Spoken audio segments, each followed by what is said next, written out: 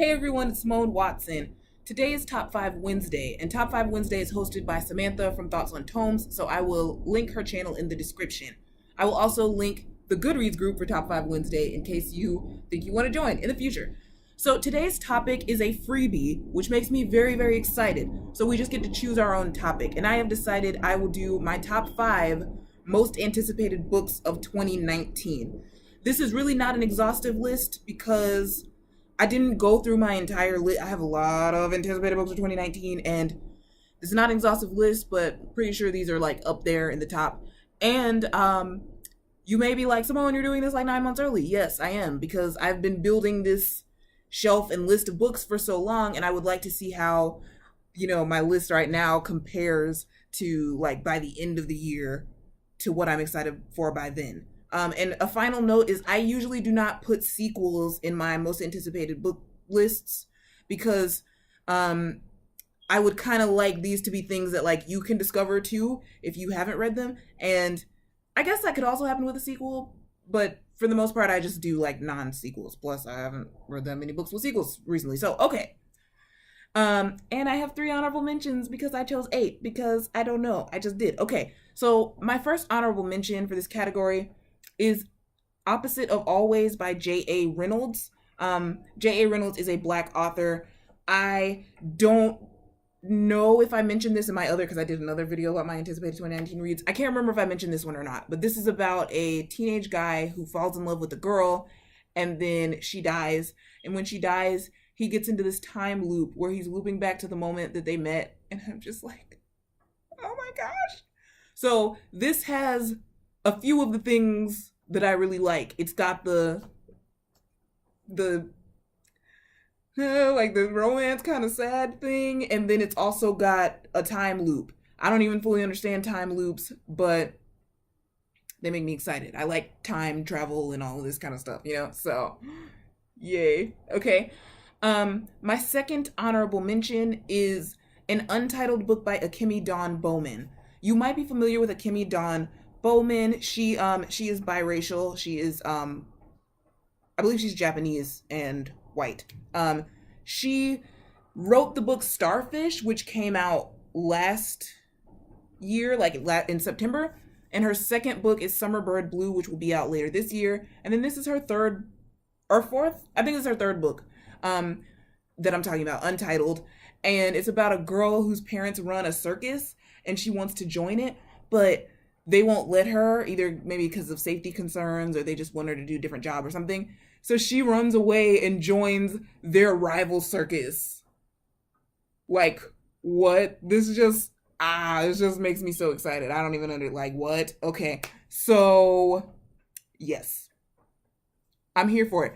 The running away to join a circus element is already exciting, but then you add in that, like, it's a rival circus to her parents, so there's like the family drama there too. So yes.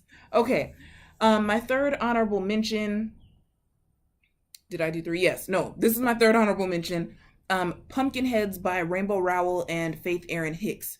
If you are a fan of either of these authors, you may have heard of this already. But this is a graphic novel about 2 teens who work in a pumpkin patch, and it's about to close.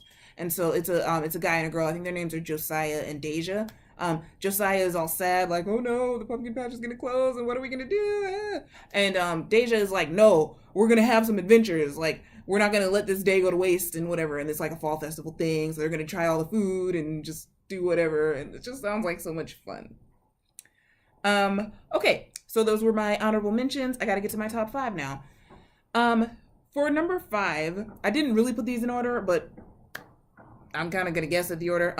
So for number 5, I have The Storm Crow by Kaylin Joseph. This, when you first start reading this, it sounds like, oh, okay, fantasy novel. People ride around on crows and there's a kingdom, and this girl, like her sister just became the queen or something, and they're like, they might lose the kingdom, and this girl gets betrothed to a guy. So it sounds like, okay, fantasy novel, all the things with fantasy novels. Until you read that in order for her to save the kingdom, she has to take this magical crow egg, bring it to the woods, and get it to hatch. Am I getting some Fly Away Home vibes here? I think I'm getting some Fly Away Home vibes. So, Fly Away Home plus some fantasy, some intrigue, some girl trying not to marry a guy, some girl trying to save the kingdom. I mean, there's so many ways that this could go, and I'm here for it. Oh, and some How to Train Your Dragon kind of thing that I'm feeling here, and just so many vibes that I'm getting here, and I'm excited. Okay, so number four is Immoral Code by Lillian Clark. This is about, I'm just gonna call this number 4 for now, okay? Immoral Code by Lillian Clark. This is about some teens who hack into the billionaire, what does it say? So one of them has a billionaire father. So this group of teens hack into his account to steal money for college tuition. Wow.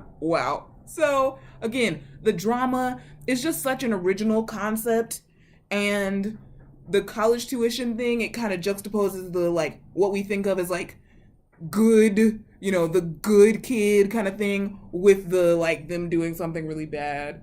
So, and plus it's got this kind of Robin Hood feel to it. It's he's got the money, and we, if you live in the US, you probably know that college tuition these days ain't no joke, so kind of got this Robin Hood feel, and just there are a lot of things about that make me excited. So I believe this would be number 3, is The Last 8 by Laura Pohl. I thought about switching these two, or switching. Don't take the order of this too seriously, please. So The Last 8 by Laura Pohl is about a girl who survives an alien attack, and then she finds some other survivors. And from what I have heard, this book is diverse. I also should mention that the author Laura Pohl, I believe that she is Latina. So this is just really exciting because the alien attack, the diversity, and what do you do after you survive an alien attack? I don't know. You know what I'm saying? There may be other stories about that. I'm not super familiar with them, so I'm excited. Okay. Number 2 on this list is Black Enough, Stories of Black Teenhood in America. Let's just pause and think about that title for a second. So that title pretty much says why I'm so excited about this book. You know what I'm saying? Yes. And it is an anthology edited by Ibi Zoboi. I'm sorry, I need to check how to pronounce her name.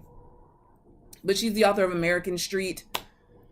And the list of authors on this book, and it's a bunch of Black authors, and they're writing about Blackness, and then the feeling of being Black enough, because I believe I've mentioned this on this channel before, but that really is a tough thing to struggle with, is feeling like you have to be a certain thing. You have to be a certain thing to count as being Black. Oh my gosh. Yes. Okay, so I'm so excited for this one. Okay. And number 1 on my list of most anticipated books of 2019 for the time being is The 10th Girl by Sarah Faring. Sarah Faring, if I am not mistaken, is, she is, or her family is, from Argentina. So this is a gothic mystery about a woman fleeing from the Dirty War, which is a war in Argentina. This takes place in the 1970s. The woman gets a job at a boarding school. She befriends a young man. And then there are some shadowy figures and a mysterious illness. Yes. Yes. Okay. There were so many things in that description where I'm just yes. So, I mean, that's all I can say about that. It takes place in the 70s. There's a mystery going on. There's a mysterious illness. So, yes. Okay. So, thank you all so much for watching. I hate to be ending this video abruptly, because I feel like I could talk about these books more, and maybe I will later on in the year, and we will see by December how this list changes. If you want to see more of my anticipated books of 2019, I tried not to repeat any in this video, but some of them I did name in a different video, my early T-Bird video, so I will link that in the description. Okay, So thank you so much for watching, and please let me know if any of these books sound like they will interest you, or if you've heard of them already, or if you have some 2019 books that you're already looking forward to. Okay.